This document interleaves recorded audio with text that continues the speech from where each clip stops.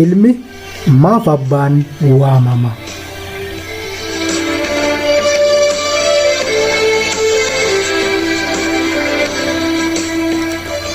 Gaaffii ijoollee isin gaafadhu dhugaadha moo sobatu caalaa?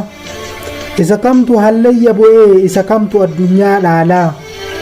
Addunyaanoo dhugaadha moo irree sobaan haguugamee qajeelaa? Addunyaan kunoo dhugatti dugda galtee sobaaf luccooftee loogdii, kan sa'aaf namaa tole liqimsitee gara jabeeyyii iddoo qabdii.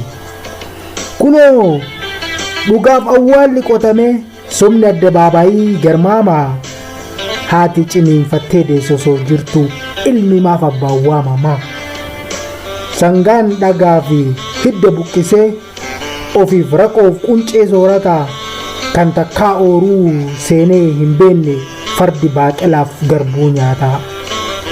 Somni dirree da'oo bal'ifatee dhugaan dhiibamee duuba tirataa, inni summii balaafamaa uume waltajjii dhuunfatee eebbifama. Kan qoricha lubbuu baraaru uume gurri badee xurii faalama, hamaa hammeenya isaa dhoksuuf siidaa isaa bocamee faayama.